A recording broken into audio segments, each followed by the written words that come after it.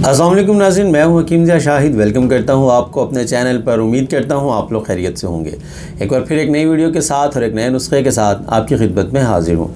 आज हम बात करने वाले हैं एक ऐसे नुस्खे के हवाले से जिसकी बहुत ज़्यादा डिमांड आजकल मौजूद है।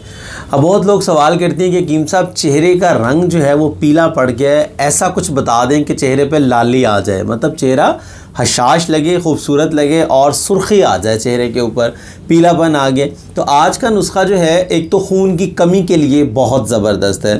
नंबर 2 पे अगर हम बात कर लें तो जिन लोगों को थकावट फ़ील होती है, कमज़ोरी महसूस करते हैं, मतलब कि थोड़ा सा काम कर लिया थकावट फ़ील होना शुरू हो गई, थके थके से रहते हैं, कमज़ोरी का होना, मतलब वीकनेस हो जानी, पट्ठों की कमज़ोरी कह लें आप, ये मसला हो जाना। उसके अलावा भूख की कमी का हो जाना, खून की कमी हो गई, भूख की कमी हो गई, पीलापन हो गया, थकावट हो गई, कमज़ोरी हो, ये तमाम चीज़ों के लिए आज का नुस्खा बहुत ही बाकमाल होने वाला है। इंतहाई सिंपल सी 3 चीज़ें हैं जो आप मार्केट से इजीली मतलब लेके बना सकते हैं, बल्कि ये तैयार हुआ ही मिलेगा आपको सब कुछ। सिर्फ आपने मिक्स करके इन चीज़ों को गोलियां तैयार करनी है काले चने के दाने के बराबर और उनको इस्तेमाल करना है।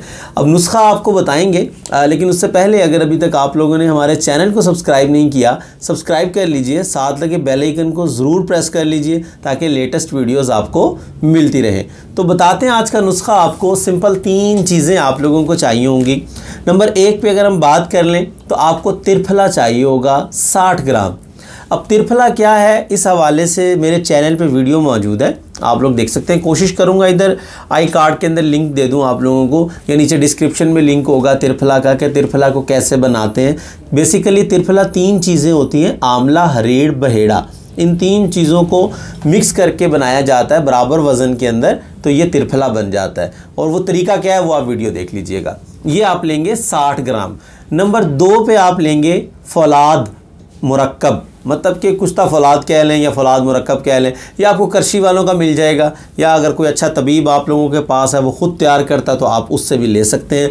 ये भी आप लोगों को चाहिए होगा 60 ग्राम। उसके अलावा तीसरे नंबर पर जो चीज़ हमें चाहिए वो है अज़राकी मुदब्बर। अज़राकी मुदब्बर भी आपको इजीली मिल जाएगा, किसी भी अच्छे तबीब से आप रब्ता करेंगे तो वो आप लोगों को दे देंगे। ये आप लेंगे 30 ग्राम। अब ये आपकी सहूलत के लिए यहाँ लिखा भी आपको मिल जाएगा, नोट कर लेना आपने इन तीनों चीज़ों को बिल्कुल बराबर जो है ना, मतलब अच्छे तरीके से मिक्स कर लेना है और बिल्कुल बारीक पाउडर कर लेना है।